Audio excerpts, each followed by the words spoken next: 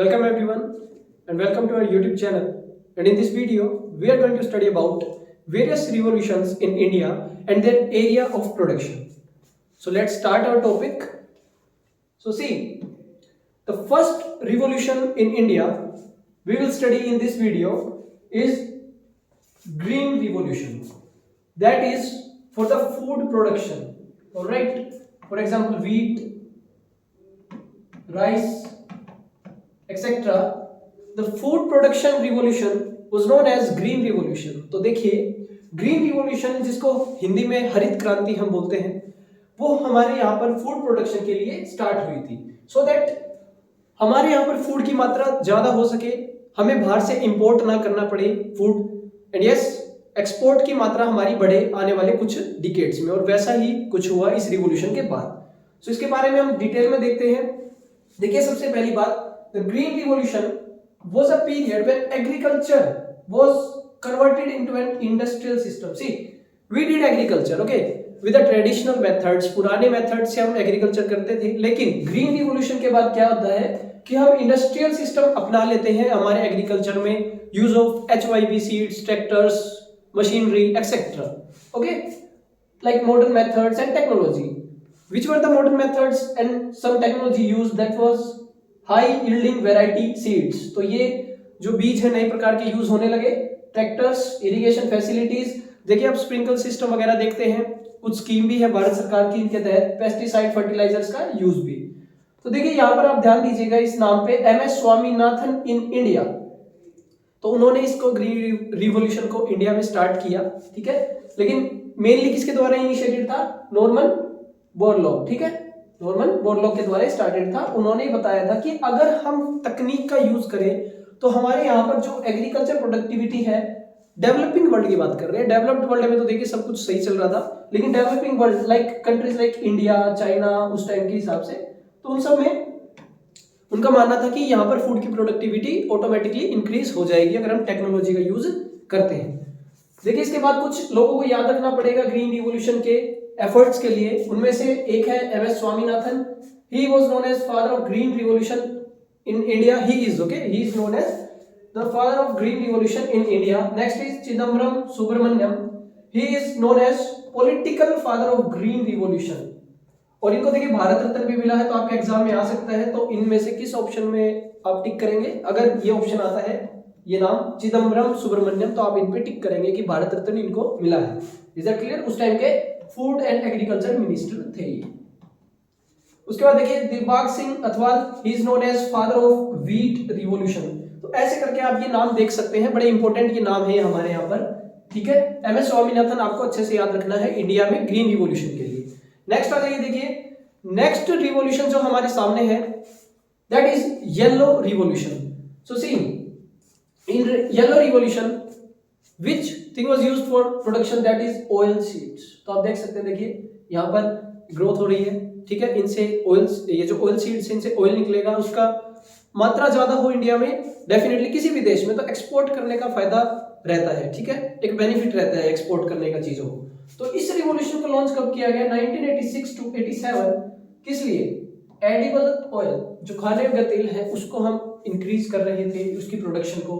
For example mustard, सेसम, ठीक है. So that हम सेल्फ रिलायंस हो सके. देखिए, आज के टाइम पे भारत सरकार की एक स्कीम चल रही है जिसका नाम है आत्मनिर्भर स्कीम या फिर आत्मनिर्भर योजना, ठीक है.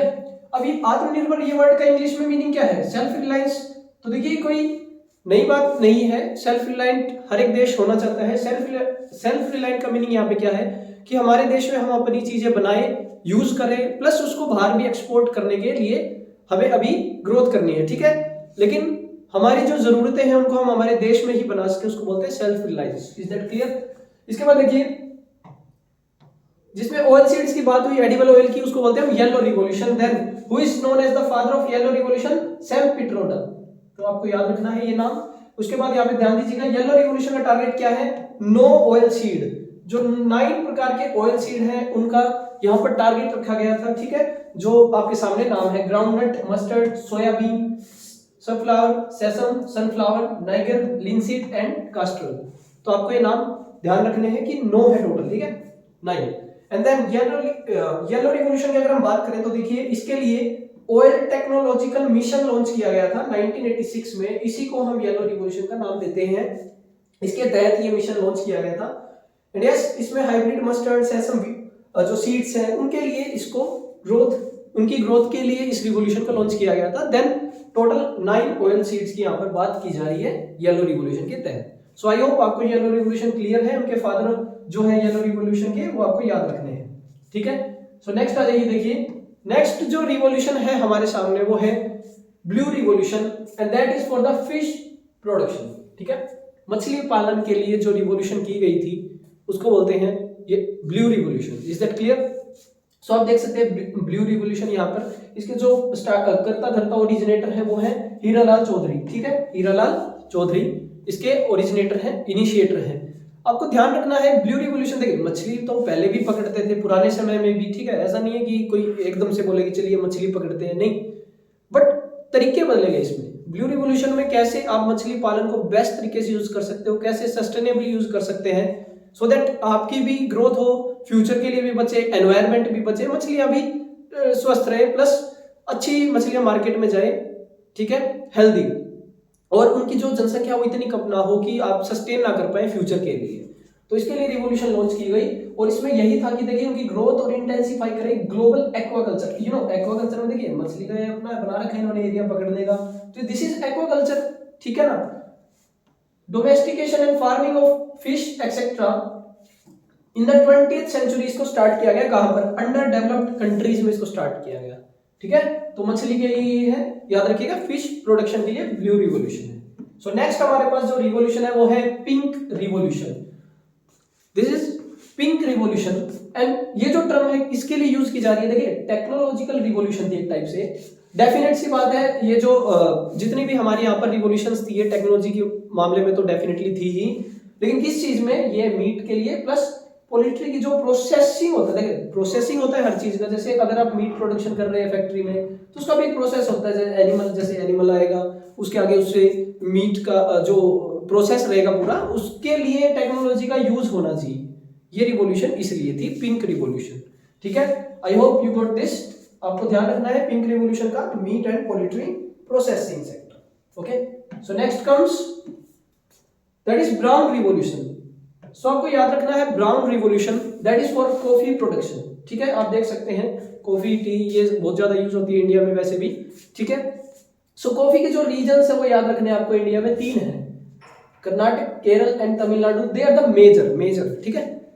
ट्रेडिशनल कॉफी ग्रोइंग रीजन्स, पुराने टाइम से इनको कॉफी की ग्रोथ के लिए यूज किया जाता है इन स्टेट्स को, ठीक है। Followed by the new areas. अब डेफिनेट सी बात है, देखिए तकनीक जब आती है तो नए एरियाज में भी ऐसी क्रॉप्स की ग्रोथ होती है जो वहां पर पहले नहीं होती थी। आप अगर हिस्ट्री पढ़ेंगे तो आप देखेंगे कि पुराने टाइम में बाहर से कुछ क्रॉप्स लेके आई गई थी, ठीक है। सो उनको नए एरियाज में ग्रो करवाया गया था जहां पे वो पहले बिल्कुल नहीं थी। सो आप देख सकते हैं आंध्र प्रदेश, उड़ीसा में भी ट्राई किया जा रहा है ईस्टर्न कोस्ट पे, and some these 7 sister states.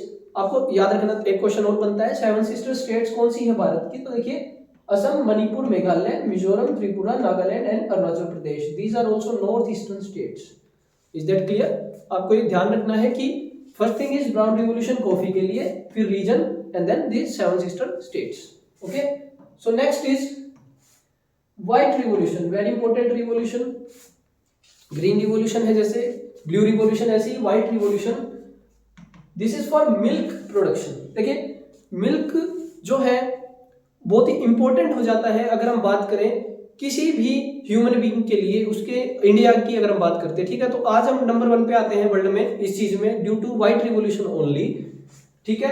आप देख सकते हैं इसका नाम यहाँ पर रखा गया operation flood, okay. And this was launched on 13 January 1970 to make world's largest dairy development programme, ताकि जो हम डेयरी बनाएंगे दुनिया की सबसे बड़ी एक प्रोग्राम है हमारे, डेयरी बनाएंगे इसका, और ये प्रोजेक्ट का नाम रखा गया नेशनल डेयरी डेवलपमेंट बोर्ड बनाया गया इसके लिए, सो दैट इसको आगे बढ़ाया जाए। अब देख सकते हैं, देखिए मशीनरी का यूज हुआ उसके बाद मिल्क प्रोडक्शन में, ओके। तकनीक से चीजें तेज हुई, प्रोडक्टिविटी बढ़ी, और उसके लिए उसके साथ जन्म होता है अमूल का, ठीक है। तो आप देख सकते हैं these were the 3 people behind the Amul, that is Verghese Kurian is known as the father of white revolution. Remember this name, Verghese Kurian, ठीक है।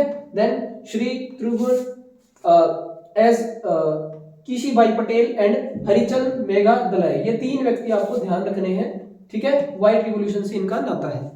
सो आई थिंक व्हाइट रिवॉल्यूशन अब आपको क्लियर हो गया होगा फॉर मिल्क प्रोडक्टिविटी, एंड आपको जो main नाम है वो है Verghese Kurien. Is that clear? So next revolution is golden revolution, that is for fruits, apples, honey. Basically we can say horticulture and honey production. Is that clear? So यहाँ पे आप देख सकते हैं कि golden revolution that was for horticulture, honey, fruit production etc. and in the 1991-2003 आप इसको उस टाइम पे जो ग्रोथ हो रहा था हॉर्टिकल्चर का, हनी का, तो उस समय के पूरी प्रोडक्शन के टाइम को हम बोल सकते हैं कि वो गोल्डन रिवॉल्यूशन का टाइम था, ठीक है। एंड गोल्डन रिवॉल्यूशन जो एक्चुअली है वो एक ऐसा पीरियड है एग्रीकल्चरल डेवलपमेंट का भारत में, जो एग्रीकल्चर की डेवलपमेंट हो रही थी, जिसमें लोगों का फोकस ज्यादातर किस पे था? हॉर्टिकल्चर पे, हनी पे।